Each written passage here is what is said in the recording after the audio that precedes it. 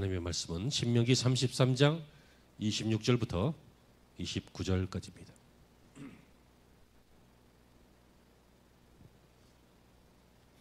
자, 우리 함께 봉독하십니다. 다 같이요. 여수르니여 하나님 같은 이가 없도다. 그가 너를 도우시려고 하늘을 타고 공창에서 위엄을 나타내시는도다. 영원하신 하나님이 내 처소가 되시니 그의 영원하신 팔이 내 아래에 있도다. 그가 내 앞에서 대적을 쫓으시며 멸하라 하시도다.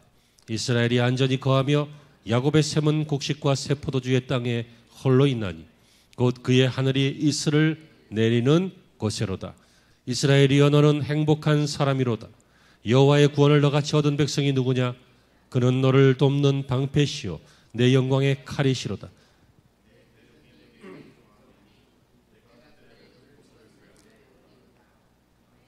아멘.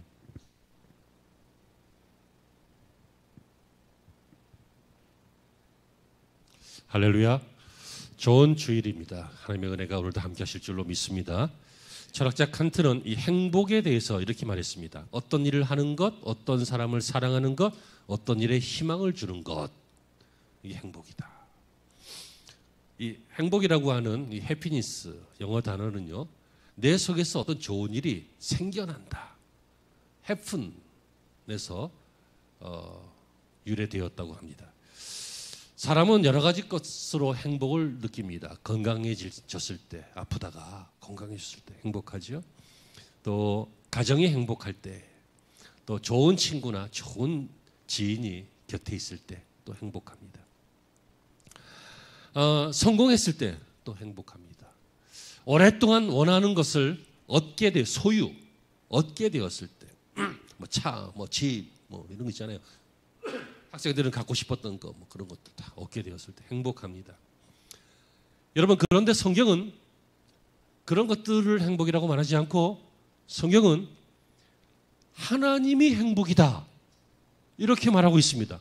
이 참 좀 공감은 쉽게 되지는 않습니다. 이해는 되는데 공감은 쉽게 잘 안 됩니다. 그리고 또 오늘 성경을 보니까 이스라엘이 행복한 사람이다. 이스라엘은 성도죠.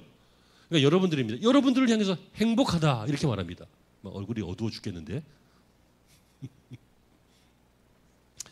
오늘 29절에 이스라엘이여 너는 행복한 사람이로다. 여러분, 우리는 오늘 이 말씀이 믿어지시기를 바랍니다. 아무리 삶이 고단하고 또는 나쁜 일이 좀 있었고 내 마음이 좀 지금 상태가 좀 어둡고 그럴지라도 여러분, 이 말씀이 믿어져서 이스라엘이여 너는 행복자로다. 이 말씀이 믿어져서 결국 얼마 후에, 잠시 후에 이 설교가 끝난 다음에는 여러분 행복한 모습으로 삶의 현장으로 돌아가시기를 바랍니다. 오늘 성경은 이 행복에 대해서 왜 이스라엘이여 너희들은 행복하냐? 이 말씀을 하고 계십니까? 오늘 설교 제목은 행복하십시오 라고 하는 제목입니다. 첫째, 하나님의 도우심 때문입니다. 이스라엘이여 너는 행복자로다. 왜요? 오늘 26절에 여수르니여 하나님 같은 이가 없도다. 그가 너를 도우시려고 하늘을 타고 궁창에서 위엄을 나타내시는도다. 여러분, 하나님이 어떤 분이십니까? 하늘을 지으시고 궁창을 지으시고 산을 지으시고 이 온 세계를 지으신 그분입니다.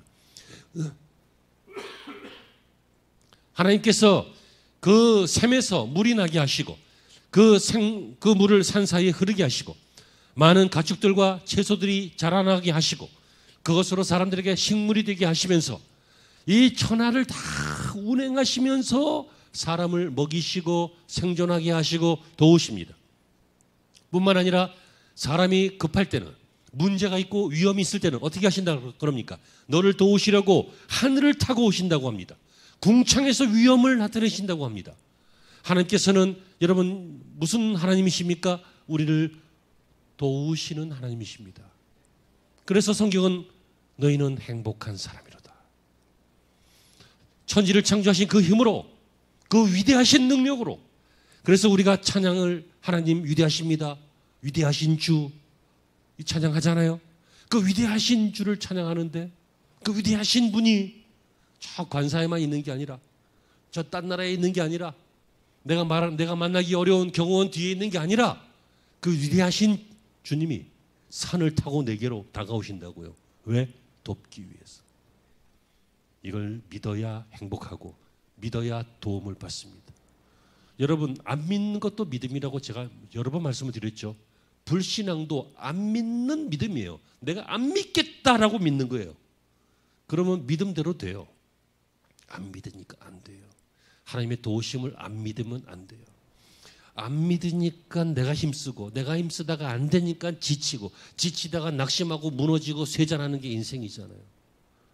하지만 젊은이도 곤비하고 다 넘어지고 하겠지만 나이가 많은 사람이라 할지라도 여호와를 앙망하면, 다시 말하면 믿으면 어떻게 된다고요? 독수리에 날개치는 것 같이 올라가리라.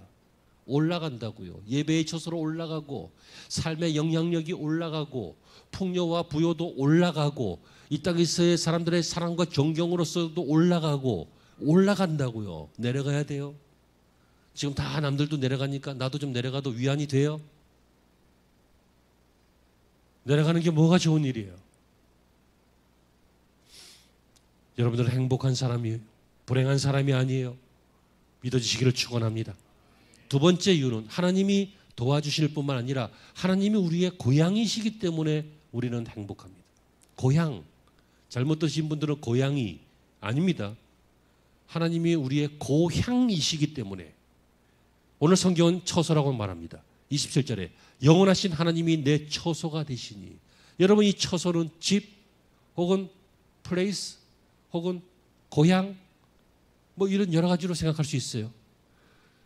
여러분, 하나님을 자기 집으로 삼는 자. 어떤 집에 사는데 집이 맨날 비가 새. 그러면 그 처소가 행복한 처소는 아니죠. 그 집 주변에 막 도둑과 깡패가 많아. 그러면 안전한 곳이 아니겠죠. 막 전쟁이 나서 막 지붕이 무너져 내리고 있어. 그 처소는 우리에게 행복이 될 수 없겠죠. 하지만 여러분, 이 땅에 있는 모든 집들은, 모든 처소는 불안하고 낡고 위험하고 뺏어가고 하는 그런 처소지만 하나님의 집은 영원하고 하나님의 집은 안전하며 하나님의 집은 우리에게 상급이 되는 것을 여러분, 우리는 알아야 하고 믿어야 합니다. 바로 천국, 하늘의 천국과 내 마음의 천국, 하나님이 우리의 이 처소가 되신다고요. 쉽게 말하면 하나님이 내 보금자리다 그 말이에요. 내가 잠시는 이 집에서 살지만 영원히 살 집은 하나님이다 그 말이에요.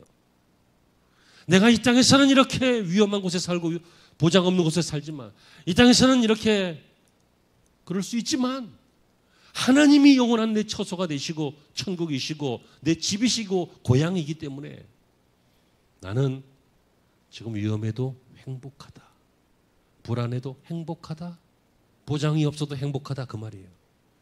어떤 큰 교회를 어떤 가난한 부인이 다니고 계셨어요. 그런데 그 교회가 굉장히 큰 교회예요. 그런데 이 사람은 참 가난해요. 그랬더니 이웃이 이 사람을 약간 조롱하듯이, 어이, 여보세요, 당신네 교회는 부자들이 수두룩하다며. 그 교회도 부자라며. 맞습니다. 우리 교회 성도들은 부자예요. 그리고 저도 부자예요. 그 가난한 부인이. 예? 하고 좀 이상한 생각을 하겠죠, 그럼? 근데 이분이 뭐라고 해요? 나도 우리 교회에서 제일 부자 중에 한 사람인데 그 이유는 제 고향의 아버지가 부자십니다. 고향의 아버지가 부자래. 그럼 이 사람이, 그럼 여기서 왜 이렇게 힘들게 사세요? 고향 가서 사시지. 못 알아들은 거예요. 못 알아들은 거. 지금 여기도 못 알아듣는 사람들이 여기는 없구나. 저기 있어, 저기. 그 고향은 천국입니다. 그 아버지는 하나님이십니다. 하나님이 부자예요. 그래서 우리는 찬송하잖아요. 높은 산이 거친 들이, 초막이나 궁궐이나 내 주 예수 모신 그곳이 바로 하늘나라다. 이렇게 찬송하잖아요. 우리는 행복합니다. 왜요? 하나님이 우리의 고향이시기 때문입니다. 세 번째는 하나님이 우리를 도우시고 고향이 되시지만 이 땅에 사는 동안은 보호하시기 때문이죠. 27절에 그의 영원하신 팔이 내 아래에 있도다. 내 앞에서 대적을 쫓으시며 멸한다. 이렇게 말씀하십니다. 하나님은 영이십니다. 팔이 없으십니다. 하지만 하나님께서는 우리에게 나타나실 때 우리에게 어떤 사람의 형상처럼 보이기도 하시고 뭐 그러실 수 있습니다. 그래서 여기서 말하고 있는 팔은 인간처럼 이 팔이 아니라 하나님의 권능을 말합니다. 그래서 이게 신인 형상화라고 하는데요. 하나님을 사람들이 이해할 수 있도록 형상화한다는 거예요. 그래서 하나님의 그 팔은 천지를 지으실 때 그 팔로 지으신 게 아니라 말씀으로 지으셨어요. 그죠? 하지만 이제 사람들은 팔이 있으니까 이 하나님 팔로 일을 하니까 하나님의 팔은 하나님의 능력이요. 또 하나님의 그 능력은 우리를 보호하시는 것입니다. 여러분, 이 팔은 마치 부모님의 팔과 같습니다. 아이가 위험에 빠지면요, 부모들은 슈퍼맨이 됩니다. 뭐 이렇게 의자 위에서 놀다가 막 떨어지려고 하는 아이 딱 받아낸 적 있는 분 다 있죠?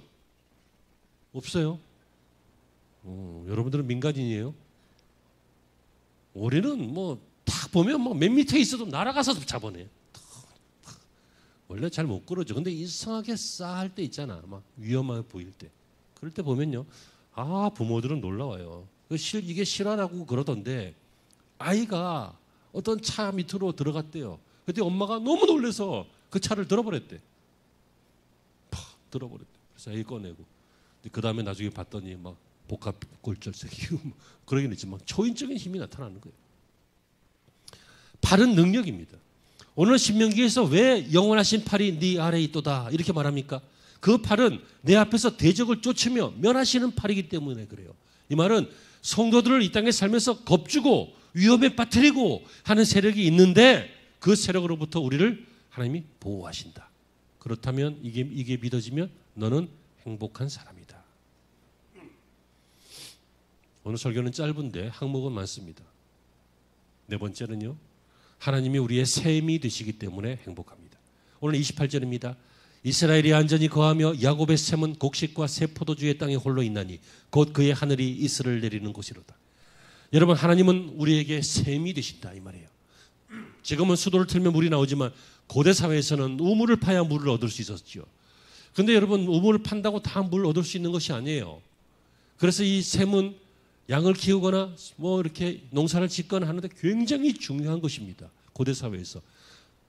그래서 이 샘을 뺏기 위해서 전쟁도 합니다. 그런데 하나님이 샘이 되신다. 이 말은 뭐예요? 하나님이 우리에게 생명샘이 되신다. 또한 생존샘이 되신다. 거기에서 곡식이 나온다. 거기서 포도주가 나온다. 이렇게 지금 표현하고 있는 거예요. 하나님은 저와 여러분들에게 야곱의 샘이 되십니다. 하나님이요, 틀어 막으시면 아무리 잘 되던 일도 절대로 안 됩니다. 하지만 하나님이 문을 여시면요, 아무리 희한하고 어렵고 복잡한 일도 이상하게 그 일이 됩니다. 요행을 말하는 것이 아닙니다. 운수를 말하는 것이 아닙니다. 하나님의 도우심을 말하는 것입니다. 하나님의 도우심을 얻기를 바랍니다. 어떤 사람은요, 그냥 웬만한 종합병원 갔으면 고칠 만한 병이었는데 의사를 잘못 만나가지고 오진도 있고 잘못된 치료도 있어가지고 이걸 키워서 죽는 사람도 있어요. 어떤 사람은 우연찮게 뭐가 아파갖고 목사님이 이렇게 기도해 보더니 집사님 병원 가서 한번 검진 좀 해봐 좀. 기도도 해야 되지만 검진 좀 해봐 했더니 보이지 않던 췌장암이 발견됐어요. 췌장은 수술하기 굉장히 어려워요. 생존율도 5%밖에 안 되고. 그런데 너무 일찍 발견한 거예요. 그래서 수술이 쉽진 않지만 들어가서 떼내기만 하면 사는 거예요. 이 사람 몇 달 있었으면, 몇 달만 지나갔으면 몇 년 후에 죽을 사람이에요. 하지만 살아있어요. 그래서 여러분, 믿지 않는 사람들도 인정하잖아요. 뭘요? 인명은 제천이다. 그런데 믿는 사람들은 어떻게 인정 안 할 수 있겠습니까? 인명은 제천입니다. 하나님께 달려 있습니다. 하나님이 보호하시면 사는 것이고 하나님이 간과하시면 위험에 내버려지는 것입니다. 여러분들은 걱정하지 마십시오. 이스라엘은 행복자로다. 야곱의 샘이 있다. 하나님의 보호하심이 있습니다. 그리고 하나님께서 그 샘을 통해서 공급해 주시고 먹여주시고 책임져 주실 줄로 믿으시기를 바랍니다. 마지막으로 29절에 하나님은 결국 우리를 구원하시는 분이십니다. 이스라엘이여 너는 행복한 사람이로다. 여호와의 구원을 너같이 얻을 백성이 누구냐. 지금 10대에게 너의 소원이 무엇이냐 물으면 여러 가지 필요한 것들을 이야기할 겁니다. 20대들에게 물으면 뭐 안정적인 직장, 좋은 월급 뭐 이런 것들 이야기하겠죠. 30대와 40대는 주로 가정이나 자녀들에 대해서, 그리고 50대, 60대로 넘어가면서는 뭐 건강이라든지 후손이라든지 뭐 이런 소원들이 보통 있게 될 것입니다. 하지만 여러분, 한번 진솔하게 생각해 보십시오. 여러분들의 인생의 거의 마지막 시간에 여러분들의 소원은 무엇입니까? 구원받는 거 아닙니까? 이대로 사라지지 않고, 이대로 허무한 인생 끝내지 않고, 구원이라는 것이 있다면, 천국이라는 것이 있다면, 내가 구원받고 천국 가는 거, 그게 소원 아니겠습니까? 여러분, 성경은 무엇이라고 말합니까? 이스라엘이여 너는 행복한 사람이로다. 여호와의 구원을 너같이 얻은 백성이 누구냐? 우리는 행복한 사람이라는 얘기예요. 왜요? 인생의 궁극적 소원을 이루었다는 거예요. 궁극적인 소원. 그래서 우리는 이것을 깨닫고 나면 예수만 위해서 살고, 예수만 사랑하고, 예수께 헌신하고, 예수님을 따라다니면서 예수님을 찬양하고, 그렇게 사는 인생으로 바뀌게 되죠. 이렇게 바뀐 사람들이 정신이 나가서가 아니라 궁극적 구원을 얻었기 때문입니다. 그래서 어떤 찬양을 합니까? 주 예수보다 더 귀한 것은 없네. 주 예수보다 귀한 게 없다는 거예요. 와이프보다도, 아이들보다도, 재정적인 것보다도 주님이 가장 귀하다. 이런 찬양을 부를 줄 알고 좋아할 줄 아는 사람은 행복한 사람입니다. 사랑하는 여러분, 말씀을 맺습니다. 행복은 지금까지 우리가 오해했는데 소유와 명성에 있는 것이 아닙니다. 소유가 많고 명성이 높은 것은 살아가는데 좀 기쁜 것이지, 즐거운 것이지, 그 자체가 참 행복은 아닙니다. 그래서 비콘스필드라고 하는 사람은 이런 말 했잖아요. 이 사람도 유명한 사람이었어요. 소유도 많은 사람이었어요. 근데 이 사람이 인생을 정리할 때 뭐라고 합니까? 젊음은 과오요, 장년은 투쟁이요, 노년은 후회다. 제가 전에도 한번 말씀을 드렸어요. 너무 멋진 말이죠. 한번 기억해 보세요. 기억하기 쉬워요. 뭐라고요? 젊음은 과오요, 중년은 투쟁이요, 노년은 후회다. 젊은 분들은 이해 못하겠죠 지금. 하지만 중년만 돼도 맞다 싶지 않습니까? 사랑하는 여러분, 한 번뿐인 인생입니다. 영원한 행복을 위해서 연습하고 미리 좀 맛보고 이 땅 사는 동안에 행복하게 사시길 바랍니다. 막 싸울 때도 막 행복하게 싸우십시오. 막 즐겁게 싸우십시오.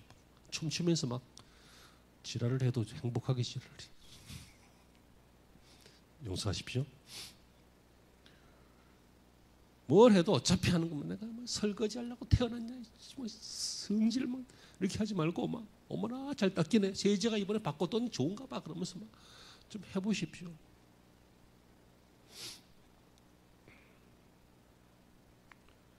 애들이요, 아무리 속을 세게도 당신이 젊을 때 당신 부모님 속썩인 거 그것도 못지 않을걸. 그러니까 이놈이 더 안 망가진 거 감사하고, 기회가 있음을 감사하고, 그러면서 애들 붙잡고 우세요. 다 훌륭한 아이들 돼요. 부모가 울면 무조건 돼요. 안 우니까 그런 거예요. 집에 가서 내가 이러고 싶지 않은데 목사님이 숙제 내줬다 울라고, 잠깐만 봐줘. 그리고 붙잡고 우세요. 지가 인간이면 조금이라도 바뀌겠지. 저는 여러분들이 행복하시기를 간절히 소망합니다. 진정한 행복은 오늘 성경이 뭐라고 하고 있다고요? 하나님의 도우심, 하나님의 고향 되심, 하나님의 보호하심, 하나님의 샘물 되심, 그리고 우리를 구원하셨기 때문에 행복해라. 이래도 행복할 수 없다면 무엇으로도 행복할 수 없으니까 여러분 생각과 신앙을 고치시고 이것으로 행복하시고 이것으로 영원히 행복한 삶을 사시기를 주의 이름으로 축원합니다. 기도하시죠. 하나님, 우리는 세상과 비교하고 사람들과 비교하고 물질로 비교하고 이것저것 어리석게 생각하고 잘못 판단하고 잘못 선택해서 스스로 불행해질 때가 많습니다. 이제는 하나님 그 자리에서 일어나 떠나 돌이켜서 이 성도의 고백처럼, 이 선지자의 고백처럼 하나님, 우리는 진정한 행복한 삶을 살게 하여 주옵소서.